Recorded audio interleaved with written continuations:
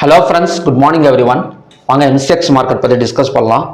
So yesterday US oil வந்து ஒரு demand வந்திருக்கு அப்படிங்கிற மாதிரி சொல்லலாம். So crude oil inventory data பார்க்கலாம்.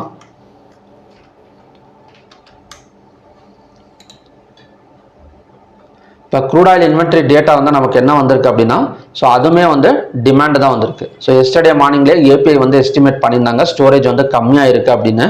ஸோ அதை வச்சு தான் நேற்று நாமளும் பேசியிருந்தோம், அதாவது டிமாண்ட் வந்து வரதுக்கு சான்சஸ் இருக்குது அப்படின்னு.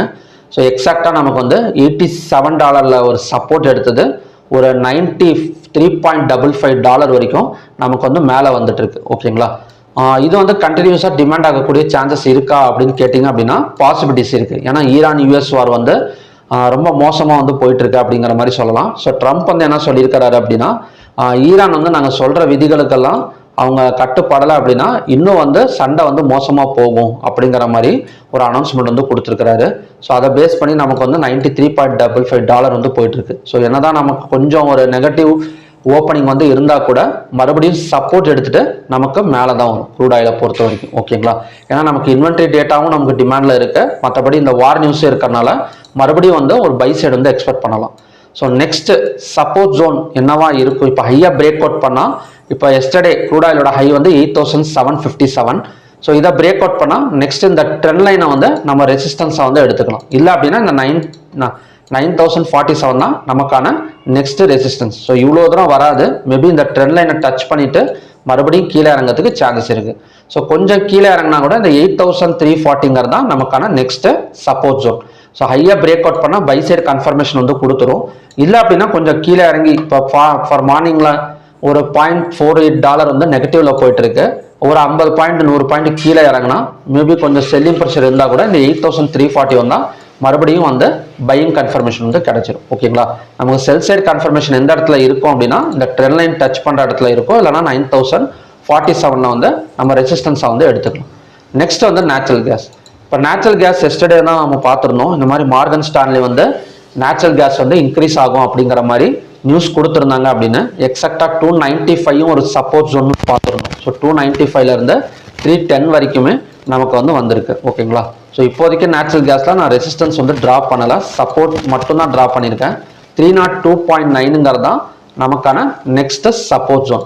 ஸோ ஹையாக பிரேக் அவுட் பண்ணால் பை சைட் கன்ஃபர்மேஷன் கொடுத்துரும். ஸோ இதோட டார்கெட் வந்து அகைன் வந்து ஒரு 322.5 வரைக்கும் வரதுக்கான சான்சஸ் வந்து இருக்குது.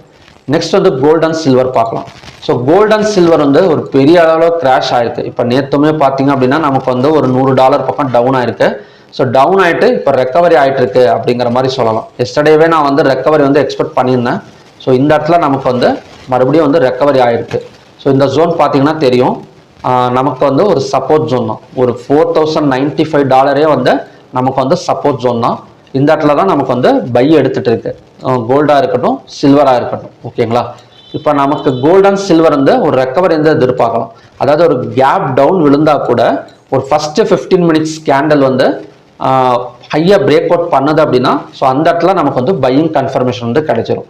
ஸோ அந்த பையிங் வந்து எவ்வளோ தூரம் இருக்கும் அப்படின்னா, நமக்கு வந்து ஒரு கேப் டவுன் விழுகுதுன்னு வச்சுக்கோங்களேன். ஃபார் எக்ஸாம்பிள் இப்போ கேப் டவுன் விழுது அப்படின்னா ஃபர்ஸ்ட் 15 மினிட்ஸ் கேண்டலை பிரேக் அவுட் பண்ணால் பையிங் கன்ஃபர்மேஷன் கிடைச்சிரும். ஸோ அதோட டார்கெட் வந்து இந்த 1,48,017. ஸோ இதுக்கு மேலே ஒரு ஓப்பனிங் கொடுத்தா ஸோ கண்டினியூஸாக நமக்கு வந்து அடுத்தடுத்து பையிங் செட் டார்கெட் வந்து போகிறதுக்கான சான்சஸ் இருக்குது இப்போ இருக்கிற கண்டிஷன் படி. ஸோ ஈவினிங்கில் ஏதாவது பேட்டர்ன் கிரியேட் ஆயிருந்தது அப்படின்னா ஈவினிங்கில் வந்து நான் அப்டேட் பண்ணுறேன். நெக்ஸ்ட் வந்து சில்வரும் ஆல்மோஸ்ட் அதே மாதிரி தான். நமக்கு வந்து ஒரு கேப் டவுன் விழுந்தா கூட அங்கே வந்து அங்கேருந்து நமக்கு கொஞ்சம் ரெக்கவரி ஆகிறதுக்கான சான்சஸ் வந்து இருக்குது.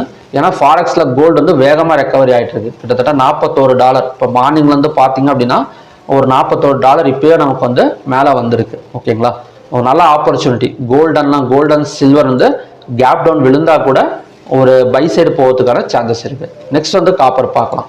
இப்போ காப்பர் வந்து நெக்ஸ்ட் சப்போர்ட் ஜோன். இப்போ காப்பரில் நம்ம வந்து ஒரு ட்ரெண்ட் லைன் வந்து ட்ராப் பண்ணியிருந்தோம் எஸ்டர்டே. ஸோ அந்த ட்ரெண்ட் லைன் வந்து எக்ஸாக்டாக நமக்கு ஒர்க் அவுட் ஆயிருக்கு அப்படிங்கிற மாதிரி சொல்லலாம். ஸோ இந்த இடம் பார்த்தீங்கனாலே தெரியும், கீழே டவுன் வச்சு ஸோ மறுபடியும் ட்ரெண்ட் லைனை டச் பண்ணிட்டு கீழே இறங்கியிருக்கு, மறுபடியும் ட்ரெண்ட் லைனை டச் பண்ணிட்டு கீழே இறங்கி. ஸோ நெக்ஸ்ட் சப்போர்ட்டுங்கிறது 1303.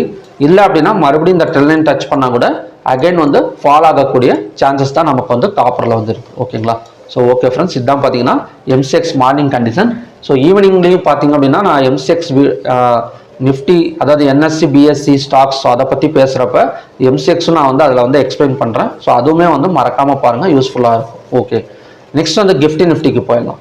ஸோ கிஃப்டி நிஃப்டி பார்த்தீங்க அப்படின்னா ஒரு 44 பாயிண்ட் மட்டும் நமக்கு வந்து பாசிட்டிவில் வந்து ஓப்பனிங் இருக்குது. ஸோ காலையில் வந்து ஒரு என்ன சொல்கிறது அப்படின்னா ஒரு 70 பாயிண்ட் 80 பாயிண்ட் போயிட்டு இருந்துச்சு. இப்போ இறங்கி கொஞ்சம் 44 பாயிண்ட் பக்கம் நெகட்டிவில் கொஞ்சம் வந்து இறங்கி இருக்குது அப்படிங்கிற மாதிரி சொல்லலாம்.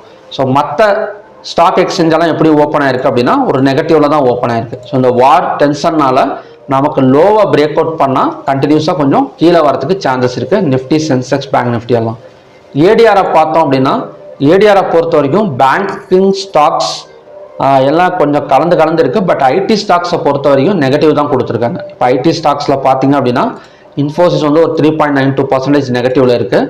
விப்ரோ வந்து ஒரு 2.78% வந்து நமக்கு வந்து நெகட்டிவ் தான் கொடுத்துருக்காங்க. ஓகேங்களா? So IT sector sell side வந்து ஃபோக்கஸ் பண்ணலாம் எஃப்என்டோ ட்ரேடராக இருந்தீங்க அப்படின்னா. மற்றபடி ஐசிஐசி இப்போ பேங்க் நிஃப்டி கொஞ்சம் நியூட்ரலாக தான் இருக்குது. ஒன்று வந்து நெகட்டிவ் கொடுத்துருக்காங்க, ஒன்று வந்து பாசிட்டிவ் கொடுத்துருக்காங்க. ரிலையன்ஸை பொறுத்த வரைக்கும் நமக்கு நெகட்டிவ் தான். ஸோ ஸ்டேட் ஆஃப் ஃபார்மர்ஸ் வந்து க்ளோஸ் பண்ணுற மாதிரி, அதாவது க்ளோஸ் பண்ணிடுவோம் அப்படிங்கிற மாதிரி ஈரான் சொல்லியிருக்கிறாங்க. ஸோ அதெல்லாம் வச்சு பார்க்குறப்ப ஆயில் மறுபடியும் டிமாண்ட் தான் ஆகும். என்எஸ்சி அண்ட் பிஎஸ்சி வந்து கொஞ்சம் செல்லிங் ப்ரெஷரில் கொடுக்கறதுக்கான சான்சஸ் வந்து இருக்குது. ஓகே ஃப்ரெண்ட்ஸ், இதுதான் பார்த்தீங்கன்னா இன்னைக்கான கண்டிஷன்ஸ். மறுபடியும் பார்த்தீங்க அப்படின்னா இன்னும் நல்ல ப்ரிடிக்ஷன் வீடியோ நான் மீட் பண்ணுறேன். Thank you very much.